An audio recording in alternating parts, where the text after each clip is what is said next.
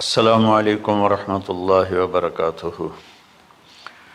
الحمد للہ الذی بیدہ الملک وہو علی کل شیء قدیر، هو الاول والآخر والظاہر والباطن وہو بکل شیء علیم، واشہد ان لا الہ الا اللہ وحدہ لا شریک لہ، واشہد ان سیدنا ومولانا محمدا عبدہ ورسولہ، ارسلہ بالحق بشیرا ونذیرا وداعیا الی اللہ بإذنہ وسراجا منیرا، صلی اللہ تعالی علیہ وعلی آلہ وعلی اصحابہ وبارک وسلم تسلیما کثیرا کثیرا، اما بعد فاعوذ باللہ من الشیطان الرجیم، بسم اللہ الرحمن الرحیم۔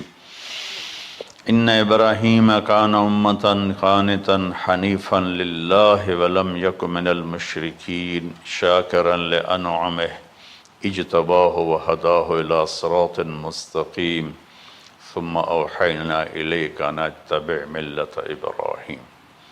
وقال تعالی فلما اسلم وتلہ للجبین ونادیناہ ان یا ابراہیم قد صدقت الرؤیا انا کذلک نجزی المحسنین۔ میرے محترم بھائیوں بہنوں، میرے عزیزوں، بچے بچیوں، پوری دنیا کے انسانوں، اللہ کرے میرا پیغام پوری دنیا میں پہنچے، مسلم بھی سنیں، نان مسلم بھی سنیں، کہ اچھی بات تو لینی چاہیے جہاں سے بھی ہو۔ عید قربان جس کو ہم کہتے ہیں وہ قریب ہے، 5 دن 6 دن باقی ہیں۔ یہ ابراہیم علیہ السلام کی سنت ہے، اور میرے نبی نے اس کو زندہ کیا۔ بیچ کے زمانوں میں یہ نہیں تھی، اس کو میرے نبی پاک صلی اللہ علیہ وسلم نے زندہ فرمایا، اور آپ اپنے عید کے موقع پر 2 جانور ذبح فرماتے تھے، 2 دمبے، ایک امت کے لیے اور ایک اپنے لیے۔ سبحان، ایک امت کے لیے ایک اپنے لیے۔ ابراہیم علیہ السلام سے یہ سلسلہ کیسے شروع ہوا؟ ابراہیم علیہ السلام کون ہیں؟ ان کی ہستی کیا ہے؟ ابراہیم علیہ السلام وہ نبی ہیں جن پر ساری امتوں کا اتفاق ہے۔ یہود بھی ابراہیم علیہ السلام کو کہتے ہیں ہمارے ہیں، عیسائی بھی ابراہیم علیہ السلام کو کہتے ہیں ہمارے ہیں، مسلمان بھی ابراہیم علیہ السلام کو کہتے ہیں ہمارے ہیں۔ آگے پھر یہود موسیٰ علیہ السلام پر رک جاتے ہیں اور عیسیٰ علیہ السلام کا انکار کرتے ہیں، عیسائی عیسیٰ علیہ السلام پر رک جاتے ہیں اور محمد مصطفیٰ صلی اللہ علیہ وسلم کا انکار کرتے ہیں۔ ان ابراہیم لأواہ حلیم، ان ابراہیم لأواہ حلیم، ابراہیم بہت مہربان، رونے دھونے والے تھے، اور ابراہیم کا مطلب بھی ہے مہربان باپ، مہربان باپ۔ ابراہیم علیہ السلام کی کہانی تو بہت لمبی ہے، اسے سنانے کے نہ مجھے سکت ہے، اور نہ ہی آگے جو ہم کاسٹ کرتے ہیں اس میں اتنی ہمت ہوتی ہے۔ تو ہم شروع ہی کرتے ہیں کہ ابراہیم علیہ السلام سے اللہ نے اپنے بچے کی قربانی کیسے لی، پیچھے سارے واقعات کو چھوڑ کر۔ ابراہیم علیہ السلام کو جب آگ میں ڈالا گیا اور اللہ تعالیٰ نے ان کو آگ سے زندہ سلامت باہر نکالا، تو پھر انہوں نے ہجرت فرمائی اور مصر گئے۔ مصر کا جو بادشاہ تھا وہ ہر آنے والی عورت کو زبردستی ایک رات اپنے کمرے میں رکھتا تھا، تو اس نے حضرت سارہ علیہ السلام کو بھی قبضہ کر کے اپنے کمرے میں رکھا۔ جو ہی ہاتھ بڑھاتا اس کا ہاتھ سوکھ جاتا، پیچھے کرتا تو ٹھیک ہو جاتا۔ پھر ایسے ہاتھ بڑھاتا سوکھ جاتا، پھر پیچھے کرتا ٹھیک ہو جاتا، پھر ایسے ہاتھ بڑھایا سوکھ گیا، پھر پیچھے کیا ٹھیک ہو گیا۔ تو اس نے کہا یہ تو کوئی اور ہی بات ہے، تو اس نے اپنی بیٹی حضرت حاجرہ وہ ان ابراہیم علیہ السلام کے نکاح میں دے دی۔ ابراہیم علیہ السلام اس وقت 70 سے اوپر جا چکے تھے اور حضرت حاجرہ 22 سال کی تھی۔ یہ 3 افراد کا قافلہ ہجرت کر کے فلسطین پہنچا، اور ابراہیم علیہ السلام کی عمر گزر گئی۔ رب ہب لی من الصالحین، یا اللہ کوئی نیک بچہ دے، یا اللہ کوئی نیک بچہ دے۔ اولاد کا نیک ہونا ضروری ہے، ڈاکٹر بنے، انجینئر بنے، عالم بنے، مفتی بنے، ان میں سے کوئی چیز ضروری نہیں، اولاد کا نیک ہونا ضروری ہے۔ اور اس کے لیے والدین کو ٹائم دینا پڑے گا، والدین کو محبت دینی پڑے گی، والدین کو گود دینی پڑے گی، والدین کو شفقت دینی پڑے گی، ورنہ اولاد اور ماں باپ 2 کنارے بن جائیں گے۔ کچھ تقریباً 84 سال کی عمر میں اللہ تعالیٰ نے حضرت حاجرہ سے بیٹا دیا، سارہ کی بجائے حاجرہ سے بیٹا دیا۔ حضرت اللہ کی حکمت تھی، اللہ بھی یہی چاہ رہے تھے، تو حضرت سارہ کو بڑی تکلیف ہونے لگی، کہنے کہ اس بچے کو مجھ سے دور کرو، اس بچے کو مجھ سے دور کرو، میں دیکھ نہیں سکتی۔ تو جبریل آئے کہ اللہ تعالیٰ بھی فرما رہے ہیں کہ اسے یہاں سے دور کرو، کہ کہاں لے جاؤں؟ کہ یہ ہم بتائیں گے کہاں لے جانا ہے۔ تو جبریل انسانی شکل میں اونٹ پہ سوار ہو کر تشریف لائے، اور پیچھے حضرت ابراہیم علیہ السلام اپنی اونٹنی پر، بچہ بیگم، اور آگے جبریل رہبر کے طور پر۔ فلسطین سرسبز ہے، کہیں خشک ہے، لیکن پانی ہے، اچھی آبادی ہے۔ چلتے چلتے چلتے چلتے 1 مہینہ کا سفر کرنے کے بعد جب وہ علاقہ شروع ہوا جہاں کالے پہاڑ، کالے پتھر، کوئی پتا نہیں سبزے کا اور کوئی نشان نہیں پانی کا، وہاں سے چلتے چلتے چلتے 4 پہاڑوں کے اندر ایک وادی سی آئی۔ جب وہاں پہنچے تو جبریل کہنے لگے اللہ کے نبی یہاں حاجرہ اور اسماعیل کو چھوڑ دیں۔ جب وہ آگ میں جا رہے تھے نا ابراہیم علیہ السلام، تو ایک لفظ نہیں بولے، بس نے کہا حسبی اللہ و نعم الوکیل۔ لیکن جب جبریل نے کہا یہاں چھوڑ دیں تو ایک دم بولے یہاں کیسے چھوڑ دوں، یہاں تو کچھ بھی نہیں ہے، یہ کیسے رہیں گے؟ کہ یہ آپ کے رب کی منشا ہے، یہاں اللہ کا گھر بنے گا، یہاں اس بچے کی نسل سے ایک آخری نبی پیدا ہوگا جو پورے عالم کو روشن کرے گا، آپ چھوڑ دیں۔ تو وہ وہاں 3 دن رہے، ان کے لیے ایک چھپر سا بنایا لکڑیاں کاٹ کے، یا 2 دن رہے یا 1 دن، یہ تو کوئی تحقیق کوئی نہیں ہے، لیکن ایک چھپر سا ان کو بنا کے دیا ایسے، یعنی اس ایک اوپر وہ لکڑیوں کی چھاؤں کر دی اور نیچے ایسے بانس سے گاڑ دیے اور چل پڑے۔ تو حضرت حاجرہ فرمانے لگے آپ کہاں جا رہے ہیں؟ اتنا بڑا امتحان تھا کہ جواب نہیں دینا، بس چپ کر کے چلو۔ انہوں نے پھر پوچھا آپ مجھے چھوڑ کے کیوں جا رہے ہیں؟ آگے سے خاموشی۔ چلتے چلتے 3 میل تک وہ اس طرح چلی۔ جب وہ کدئی پہنچیں تو اس وقت ان کو خیال آیا یہ اللہ کے نبی ہیں، کہیں ان کو اللہ نے نہ کہا۔ تو ان کا اللہ امرک، کیا آپ کو اللہ نے کہا کہ مجھے چھوڑ دیں؟ کہنے لگے ہاں، یوں کیا۔ ایک دم ایک نئی حاجرہ نے جنم لیا، کہ اذن، یوں گردن، اذن لن یضیعنا اللہ، جاؤ پھر میرا اللہ مجھے ضائع نہیں کرے گا۔ ابراہیم علیہ السلام بوجھل دل کے ساتھ پیدل چل رہے تھے، دونوں میاں بیوی اونٹنی پہ سوار ہوئے، اور وہ اپنے بچے کو گود میں لے کر ایسے کھڑی ان کو دیکھ رہے تھے۔ یہ کوئی مہینے کے لیے نہیں جا رہے تھے، پتہ نہیں ہے کب واپس آئیں۔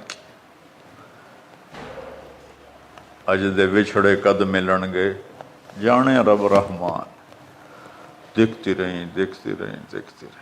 انہوں نے ایسے پہاڑی کے اوپر چڑھے کہ اونٹ نیچے اتری، تو پھر انہوں نے منہ موڑا اور واپس اس وادی کی طرف چلیں۔ کیا وقت تھا، صبح تھی، شام تھی۔ جو ابراہیم علیہ السلام غائب ہوئے تو ایک دم آپ نے اونٹنی کا منہ موڑا ادھر ہی اور کہا ربنا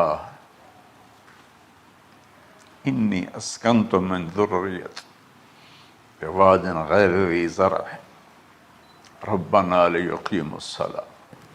کیا درد ہے! آپ اندازہ لگاؤ، ایک آدمی کو 84 سال کی عمر میں بیٹا ملے اور پھر اسے ایسے جنگل بیابان میں چھوڑ دیا جائے، تو ان کے دل پہ کیا بیت رہی ہوگی۔ یہ اس دعا میں وہ درد ہے جو میرے بھی آنسو نکل رہے ہیں۔ ہم کتنی دفعہ قصہ سنا چکا۔ اے اللہ، تیرے ہی کہنے پر، تو جو میرا رب ہے، یا اللہ نہیں کہا، اللہم نہیں کہا، ربنا، یا اللہ تو مہربان ہے، اس میں بھی کوئی تیری مہربانی ہوگی، تیری محبت ہوگی، تیری شفقت ہوگی۔ انی اسکنت من ذریتی، میں نے چھوڑ دیا اپنی اولاد کو،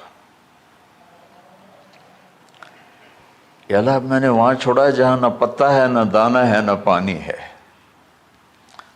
تو جان اور یہ جانے۔ اس درد بھری دعا نے عرش کو بھی ہلا دیا تھا، اور آپ نے منہ موڑا۔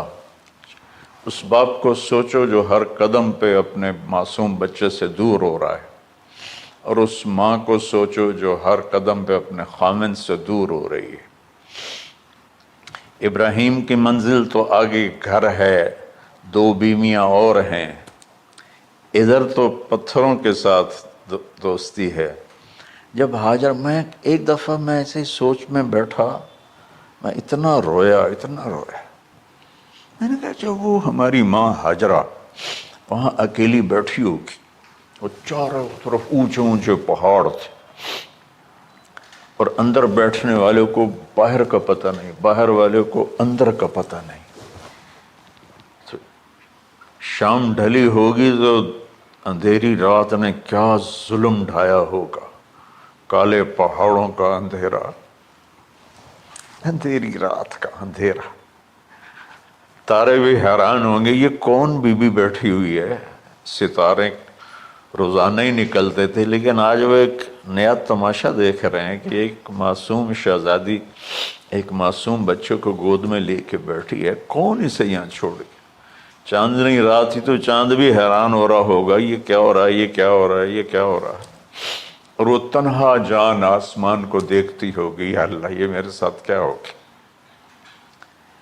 وہ رات کیسی، پہلی رات کیسی گزری ہوگی حضرت ہاجرہ پر۔ یہ ہمارے تبلیغ والے 3 دن کے لیے جاتے ہیں، بیویاں شور مچا دیتی ہیں، چھوڑ کے جاندے پہ، چھوڑ کے جاندے پہ۔ اس ہاجرہ کو سوچو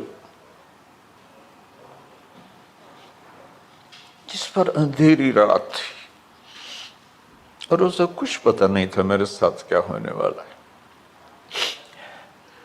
جب دن چڑھا تو سورج نے دیکھ کر اس کی آنکھیں پھٹ گئیں کہ یہ کیا ہے۔ وہ تو کسی پہ رحم نہیں کرتا، اس کی آگ نے پتھروں کو تپایا، میری ماں ہاجرہ کے چھپر کو تپایا اور تڑپا کے رکھ دیا۔ ایک چھوٹا سی مشکیزہ تھا پانی کا، اسے گھونٹ گھونٹ پی کے ان کے منہ میں بھی ڈال رہی تھی۔ اس مشکیزے پر 3 دن گزرے، پانی ختم ہو گیا۔ ہم 92 کے حج میں پھنس گئے مزدلفہ سے پہلے تو ہماری بس میں پانی کوئی نہیں تھا. جو اس وقت ہمارا حال ہو، ہمیں پتہ تھا 2-4 گھنٹے کے بعد پانی ہے، لیکن جو اس وقت بچے بھی تھے، چیخ و پکار تھی.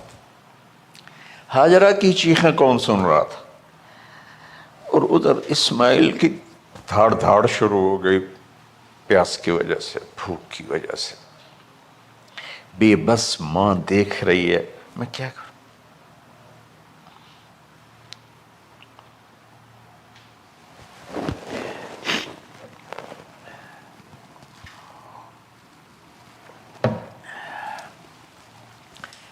میں قطر میں تھا جماعت میں، تو مجھے یہاں کندھے میں درد ہوا، میں ہاسپٹل گیا تو ایمرجنسی سے انہوں لے کر گئے. ایک بچہ تڑپ رہا تھا اس میں، جو ہاسپٹل کا بیڈ ہوتا ہے، چھوٹا سا. اس کی ماں ٹیک لگا کر نا اس کو یوں دیکھ رہی تھی. مجھے نہیں پتا وہ کون ہے، مجھے نہیں پتا اس بچے کو کیا ہے، لیکن آپ یقین مانیں یہ جو میرے آنسو ہیں اس عورت کی وجہ سے، کہ جس خاموش ساز خاموش فریاد سے معمور ہیں ہم، نالہ اگر لب پہ آتا ہے تو مجبور ہیں ہم. جس طرح وہ ماں ساز خاموش تھی اور اس کے چہرے پر درد پکار رہا تھا. میں صرف ایسے گزرتے گزرتے اس کو دیکھا اور میں آج رو رہا ہوں 15 سال کا قصہ یاد کر کے. تو ہاجرہ کے چہرے کو کون پڑھنے والا تھا؟ کون سی ایمرجنسی وارڈ میں بیٹھی تھی؟ کون اس کے لیے کہہ رہا تھا میں پانی لاتا ہوں، کھانا لاتا ہوں؟ موت تھی دونوں ماں بیٹی کی. تو یہ بے قراری میں صفا مروہ کی دوڑ لگائی. انہیں پتا تھا کچھ نہیں ہے.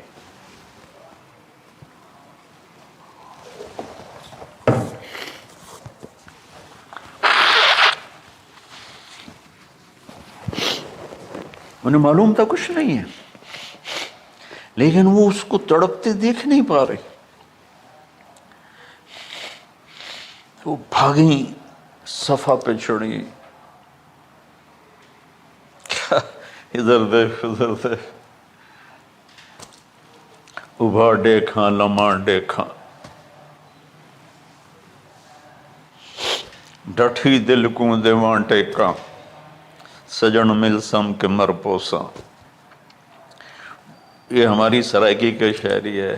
مشرق دیکھتے ہوں، مغرب دیکھتے ہوں، دائیں بائیں دیکھتے ہوں، کوئی ہے میری فریاد سننے والا. یہ حالت تھی اس وقت ام اسماعیل کی. نیچے اتری جہاں وہ ٹیوب لائٹس آتی ہیں، وہاں وہ نیچے ہو گئے اور بچہ غائب ہو گیا. تو دوڑ لگاتے. مصر کی شہزادی اور مکے کے نوکدار پتھروں کے اوپر دوڑ رہی تھی. جب بچہ نظر آیا پھر آہستہ ہو گئی، پھر مروہ پہ چڑھی، پھر صفا پہ چڑھی، پھر مروہ پہ چڑھی، پھر صفا. مجھے لگتا ہے صفا مروہ بھی رو رہے ہوں گے اس وقت، اور مکے کے پہاڑ بھی رو رہے ہوں گے. سورج بھی اس وقت رو رہا ہوگا. آخر وہ مروہ پہ تھک کے گر گئیں. یہ نہیں کہ انہیں 7 چکر لگانے تھے، 7ویں چکر کے بعد ان کی ہمت جواب دے گئی. وہ گر گئیں اور ان کا جینا چاہا کہ میں بچے کو اپنے سامنے مرتا دیکھوں، اس لیے وہیں گر گئیں کہ میں اتھے مر جاؤں وہ اتھے مر جاؤں. پھر ایسے حسرت بھری نظروں سے یوں دیکھا مر گیا کہ نہیں. تو وہاں ایک آدمی کھڑا تھا. پھر مردہ جسم میں پھر جان آ گئی. پھر انہوں نے اپنے آپ کو اٹھایا اور دوڑ لگائی. پہنچی تو آدمی غائب تھا اور ایڑیوں سے پانی نکل رہا تھا. اتنے چکر کیوں لگوائے؟ پہلے ہی نکال دیتا۔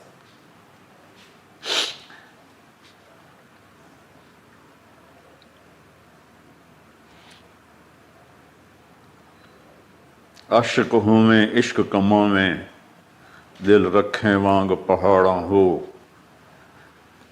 سہ صدیاں ہزار علامے، کر جانے باغ بہاراں ہو، منصور جے چک سولی دتے، جڑے واقف کل اسراراں ہو، سجدیں سر چائیں نہ باہو، توڑے کافر کہیں ہزاراں ہو، عاشق سوئی حقیقی جڑا، قتل معشوق دے مننے، سر نو جوڑے تے مکھ نہ موڑے، بھامیں 100 تلواراں کھنے، سچا عشق حسین علی دا باہو، سر دتے تے راز نہ بن۔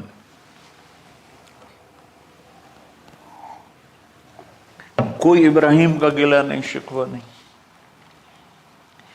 یہ 7 چکر اور تڑپ اور درد، اس کے بعد پانی کیوں نکالا؟ پہلے کیوں نہیں نکالا؟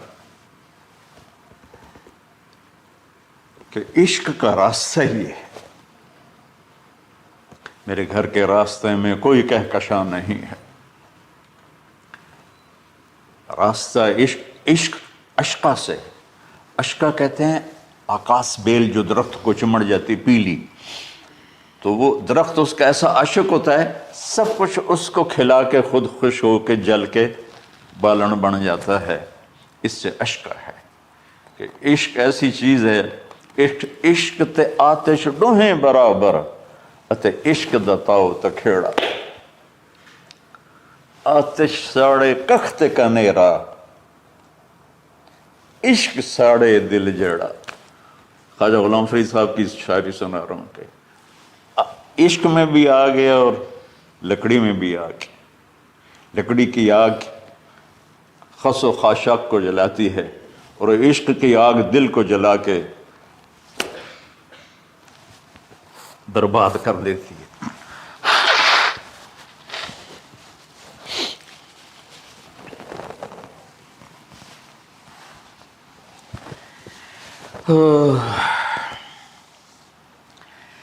یہ دنیا میرے بھائی بہنوں امتحان کی جگہ ہے، ہم اسے جنت بنانا چاہتے ہیں، ہم یہاں اپنی مرضیاں پوری کرنا چاہتے ہیں۔ اللہ کی قسم، اللہ کی قسم، اللہ کی قسم، جس نے اپنی مرضی پہ چلنا شروع کیا وہ تباہ ہو گیا، جو اللہ رسول کی غلامی کے دائرے میں آیا وہ کامیاب ہو گیا۔ دیکھا تو پانی ابل رہا ہے، ابل رہا ہے، ابل رہا ہے، فوارے مار رہا ہے۔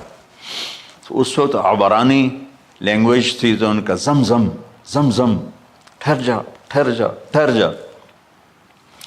وہ نیچے زور، اللہ کو بھی یہی منظور تھا، وہ نیچے زور۔ میرے نبی نے فرمایا اگر میری ماں زمزم نہ کہتی تو پورے عرب کو یہ پانی سیراب کر دیتا۔ اور آپ حیران ہوں گے، آج کل تو بہت زیادہ ایڈوانس ہے سائنس، تو سعودی گورنمنٹ نے کہ یہ اس کا سورس کیا ہے، یہ پانی کہاں سے آ رہا ہے، طائف تک ساری زمین کو کھنگالا، کوئی اس کا پیچھے سے لنک نہیں ہے۔ کہیں چشمہ ہوتا ہے نا تو پیچھے لنک ہوتا ہے، کہیں سے پانی نکل ہوتا ہے پیچھے سے لنک ہوتا ہے۔ زمزم کا کوئی لنک نہیں۔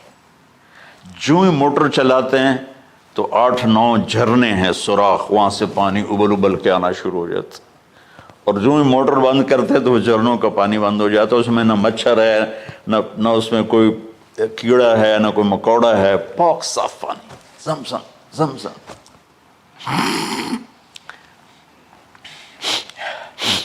جتنا اونچا بنانا ہو بلڈنگ اتنی گہری بنیاد۔ اس ماں بیٹے سے محمد مصطفیٰ نے آنا ہے تو پھر بنیاد تو گہری ہوگی نا، ایسے تو نہیں ہے نا۔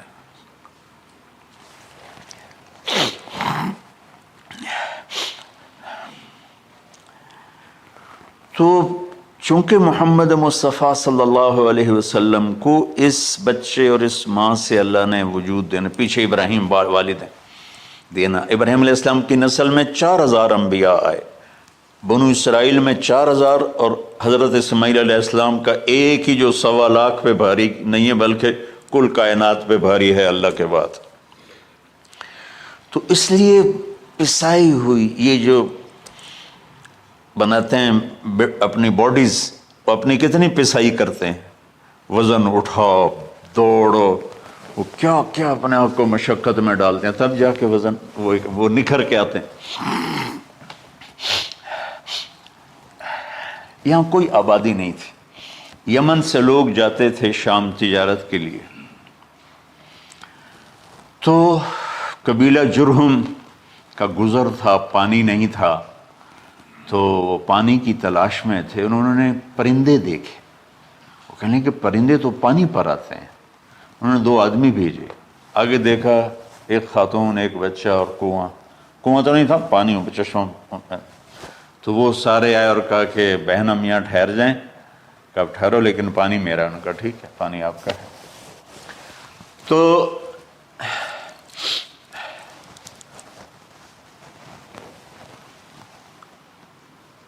ایک سال کے بعد اجازت ملی، جاؤ مل کے آؤ. مل کے آئے. جس گھاٹی سے ابراہیم کو جدا کیا تھا اس پر کتنی دفعہ حضرت ہاجرہ کی نظر پڑتی ہوگی.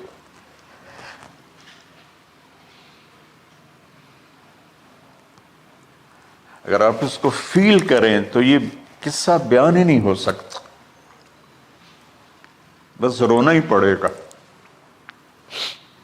اور خاص طور پر آج کے دور میں جب کوئی اللہ کو کی ماننے کے لیے تیار ہی نہیں ہے، کوئی جہنم سے ڈرنے کے لیے تیار نہیں، کوئی جنت کی طلبگار نہیں. 1 سال کے بعد اونٹنی کا سر نظر آیا تو دل اچھل کے آسمان کو جا لگا کہ میری آنکھوں کی ٹھنڈک آ گئی، میرے سر کا سایہ آ گیا، میرے بیٹے کی چھاؤں آیا. وہ اونٹنی بٹھائی، کہا تشریف لائیے. کہنے لگے اترنے کا حکم نہیں ہے، صرف ملاقات. نہ آتے صبر آیا ہوا تھا، صبر توڑ کے پھر جا رہے ہیں. تو اف نہیں کی، آہ نہ کر لبوں کو سی، زخم پہ زخم کھا کے جی، اپنے جگر کا لہو پی، آہ نہ کر لبوں کو سی، عشق ہے دل لگی نہیں، سینے پہ تیر کھائے جا، آگے قدم بڑھائے جا، یعنی زبان حال سے کہہ دے اس کے ہاں ستائے جا. کوئی شکوہ گلا نہیں ہے. یہ کیا ملنا ہے، نہ آتے وہیں بیٹھے رہتے. کہنے لگے اچھا بچہ گود میں دے دو. سینے سے لگا پیار کی، بہتے آنسو بچے کے رخسار پہ گرے. بچوں کو پتہ نہیں کون ہے. کہنے لگی اجازت ہے آپ کا سر دھو دوں، منہ دھو دوں، پاؤں دھو دوں، ہاتھ دھو دوں، یہ پانی پاک ملا ہے. ٹھیک ہے واپس.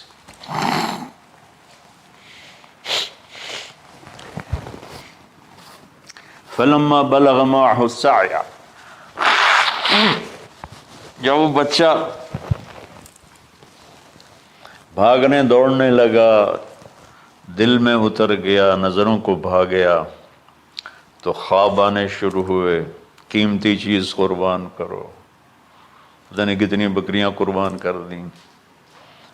پھر خواب آیا قیمتی چیز قربان کرو، پھر گائے قربان کر دیں، عدد مجھے یاد نہیں ہے. پھر خواب آیا قیمتی چیز قربان کرو، اونٹ قربان کر دیے. پھر خواب آیا قیمتی چیز قربان کرو، تو پھر خیال آیا کہ یہ اسماعیل کی طرف اشارہ ہے.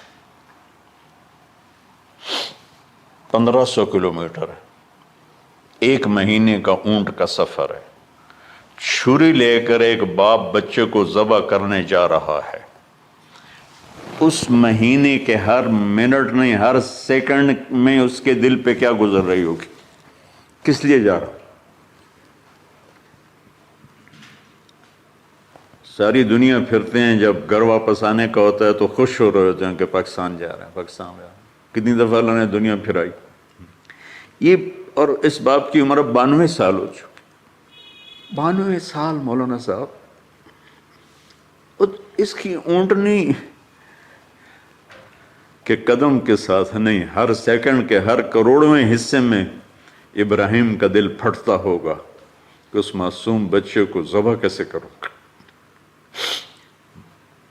اللہ کی مان کے دکھا دی۔ اللہ نے تو ہمیں دین ہی آسان دیا ہے، ہم سے تو نہیں بچوں کی قربانی مانگی۔ ابو بکر صدیق رضی اللہ تعالیٰ عنہ نے فرمایا تھا، یا رسول اللہ، ایک آیت ہے جس کا مفہوم یہی ہے، اگر اللہ ہمیں کہتا نا بچے قربان کرو، ہم بھی چھریاں چلا دیتے۔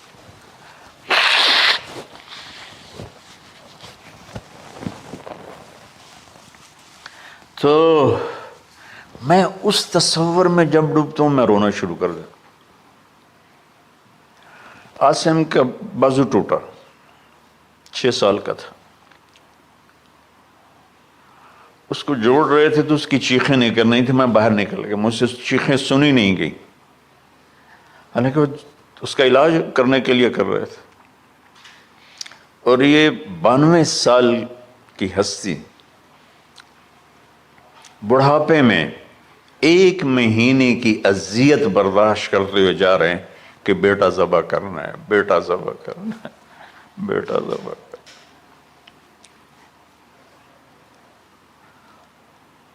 تو وہاں پہنچے تو اب اسماعیل نے جانا ہے کہ یہ ہیں میرے ابا، وہ کیسے لپٹے ہوں گے، کیسے چوما ہوگا، کیسے پیار کیا ہوگا، یہ بیوی کا آپس میں۔ مجھے نہیں پتا کہ کتنے عرصے بعد انہوں نے ایک قدم اٹھایا، لیکن کہا کہ بچوں کو تیار کرو، میں اس کو سیر کرانے لے جا رہا ہوں۔ بڑی خوش ہوئی، ماں بھی بچہ بھی اچھل رہا ہے، اور لے کے پہنچے جمرہ کبریٰ پر، وہ جو شیطان کو 3 جگہ مارتے ہیں، تو آخری جگہ وہاں اس وقت ایک تنگ سی جگہ تھی پہاڑوں میں گھری ہوئی، وہاں پہنچے تو کہتے ہیں یا بنیا انی، کوئی شک شبہ والی بات نہیں ہے، ارا فی المنام انی اذبحک، میں نے تمہیں ذبح کرنا ہی ہے، انی میں نے تمہیں ذبح کرنا ہے، فانظر ماذا تری، تیری رائے کیا ہے؟ قربان جاؤں اس ماں پہ جس نے 7-8 سال کے بچوں کو کیا تربیت دی۔ یا ابت افعل ما تؤمر، یعنی یا ابت افعل، بیچ میں کوئی حرف نہیں، کوئی عطف نہیں، یا ابت افعل بما تؤمر ستجدنی انشاء اللہ من الصابرین۔ اس عمر میں اپنی قربانی کو اللہ کے ساتھ جوڑا۔ ابا کرو آپ،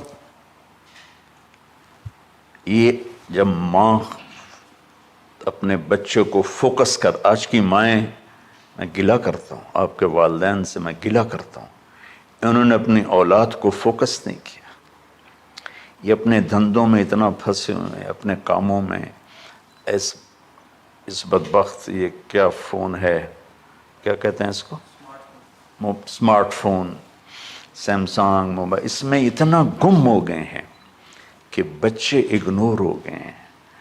3 سال کا بچہ اسکول جا رہا ہے، اسے ماں کی گود چاہیے، اسے اسکول بھیج رہے ہیں، وہ وہاں، میرے بچے کو ڈسلیکسیا تھا، اس کو عاصم کو، اس کو پڑھنا نہیں آتا تھا، ایک بیماری ہے، تو اس کی ٹیچریں مار مار مار اس کا حشر کر دیتی، میرا بچہ برباد کر دیا انہوں نے۔ وہ 6 سال کی عمر میں ڈپریشن کا شکار ہو۔ میں ماؤں سے کہتا ہوں بچوں کو ٹائم دو، تمہارا سرمایہ تمہاری اولاد ہے، اور اولاد ڈگری سے عزت نہیں ملتی، اولاد تمہاری نیک ہوگی تو وہ بلند بخت ہوں گی، عزت پائیں گی۔ پاکستان کو پڑھے لکھوں نے لوٹا ہے، ان پڑھوں نے نہیں لوٹا۔ ابا جی، بابا جی، آپ کریں نا، دیر کیوں کر رہے ہیں؟ ستجدنی انشاءاللہ من الصابرین، آپ دیکھیں گے میں آپ کی آزمائش پہ پورا اتروں گا اور اللہ کی آزمائش پر بھی پورا اتروں گا۔ پھر معصوم ذہن ادھر چلا گیا ماں کی طرف، کہنے لگے ہاں یہ بات تو ہے کہ میری ماں کو بڑی تکلیف ہوگی، تو اس لیے نا اپنا کرتا اتارا، کہا بابا جی یہ کرتا آپ میری ماں کو دے دیں، وہ جب مجھے یاد کرے گی میرا کرتا دیکھ لے، اور آپ نے مجھے یہیں دفن کرنا ہے، ادھر نہیں لے جانا، اور آپ بھی احتیاط کریں، مجھے الٹا الٹائیں، طلّہ للجبین، میرا سر زمین پہ لگا ہے، گردن نہیں، تاکہ آپ کو تکلیف نہ ہو مجھے دیکھ کر۔ اب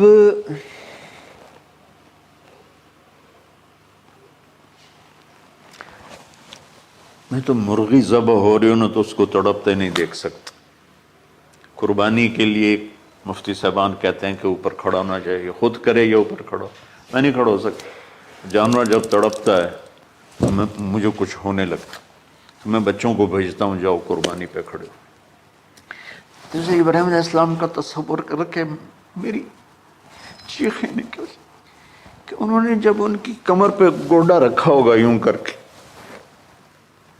ہاتھ باندھے، پاؤں باندھے، اور سر کے بال یوں اٹھا کے یہاں لائے ہوں گے سر کو، اور چھری یہاں رکھی ہوگی، کیا کیفیت ہو؟ تو یوں آسمان کو دیکھ کر کہ یا اللہ کیا تم مجھ سے ناراض ہو گیا کہ میرے دل میں اسماعیل زیادہ اتر گیا ہے؟ یا اللہ ایسا کبھی نہیں ہے، یا اللہ یہ میرا کوئی امتحان تو لے رہا ہے، یا اللہ تیرے پر سب کچھ قربان ہے، اور یوں چلائی، اور اللہ تعالیٰ نے چھری کی کیا حیثیت ہے، اس نے چلنے سے انکار کر دیا، پھر چلائے، پھر چلائے۔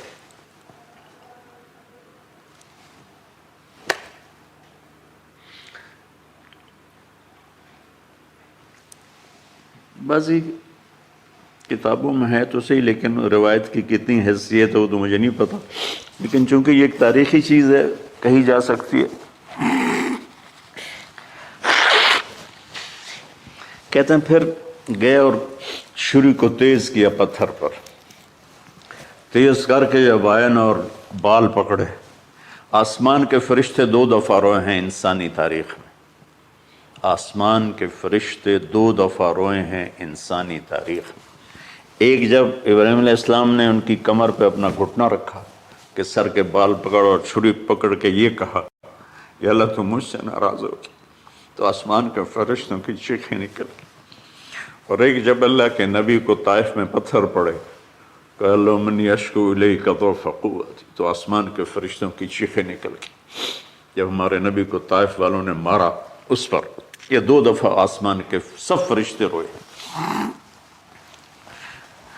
تو پھر اللہ نے کہا بس، نادیناہ ان یا ابراہیم قد صدقت الرؤیا انا کذلک نجزی المحسنین، ابراہیم تو پاس ہو گیا ہے، چھری چل گئی، اور آنکھوں پر تو پٹی تھی، چھری چل گئی، پٹی کھولی تو سامنے کبش تھا، دمبا اور اسماعیل اور جبریل کھڑے ہوئے تھے۔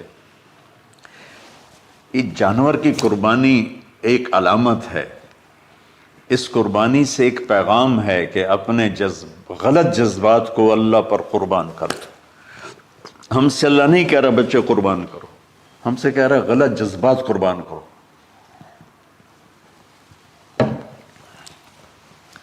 ہم سے اللہ کہہ رہا ہے اپنے جذبات کو دبا دو جو تمہیں اللہ اس کے رسول سے دور کرتے ہیں، ان پر چھری چلاؤ۔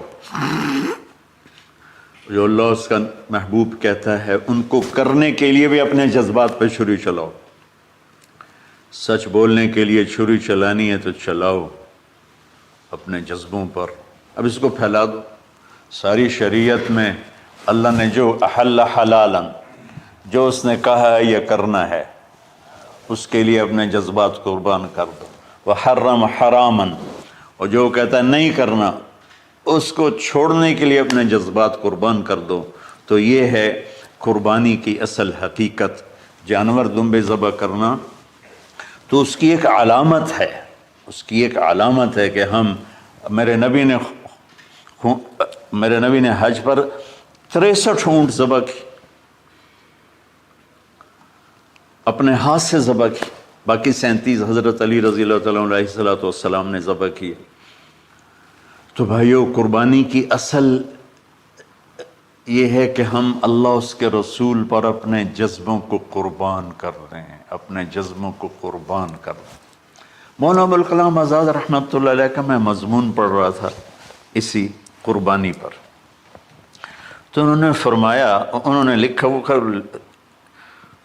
خطابت اور قلم کے تو بادشاہ تھے، واقعی وہ ابوالکلام تھے. انہوں نے لکھا کہ اللہ نے چھری کے لیے چلنا طے کیا ہوا تھا، اللہ نے چھری کے لیے چلنا طے کیا ہوا تھا. جب اسماعیل کو لٹایا گیا تو اسماعیل کو کھینچ لیا، چھری کو روک دیا. جب میرے نبی کے والد کو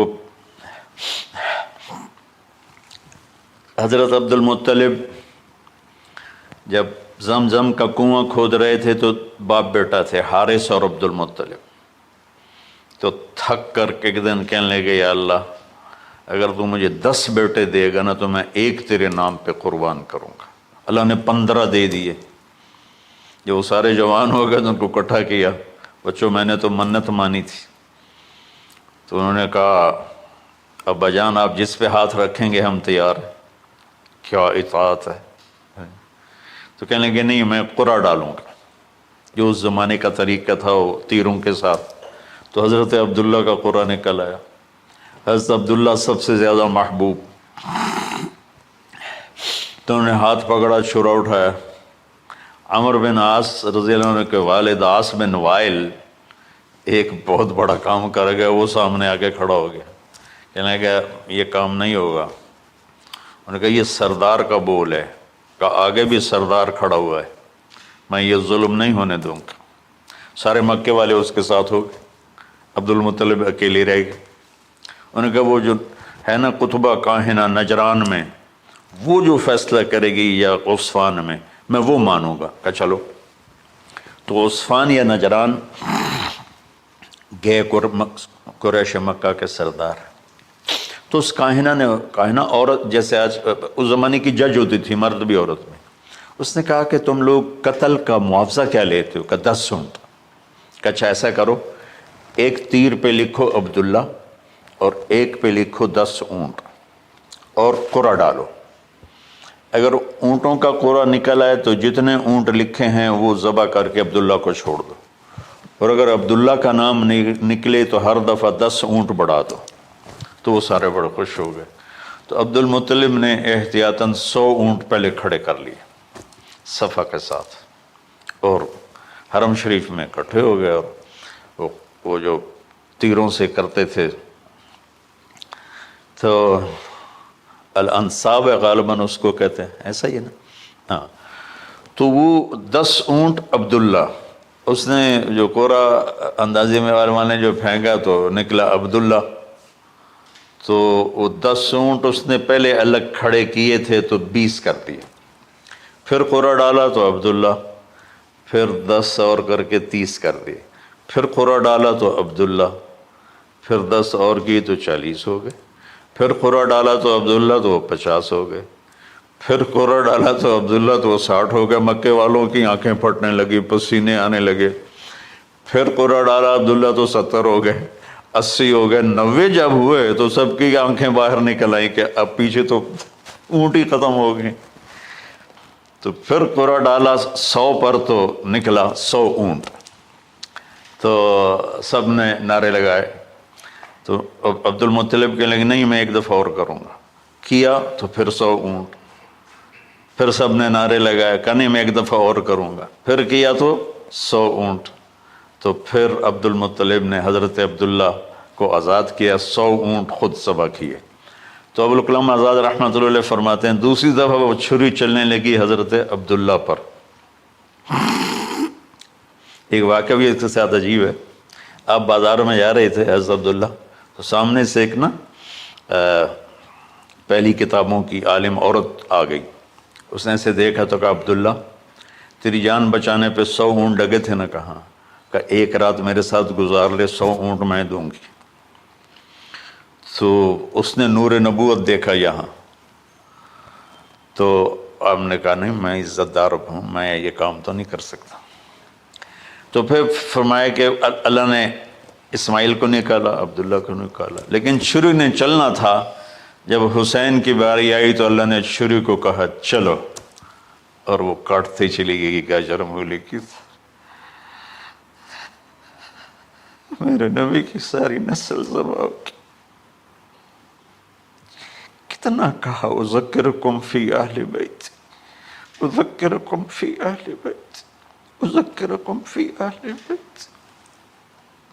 صرف 60 سال بعد امت نے 89 سمیت 72 انسان ذبح کر دی. ان کے جنازے بھی نہ پڑھنے تھے.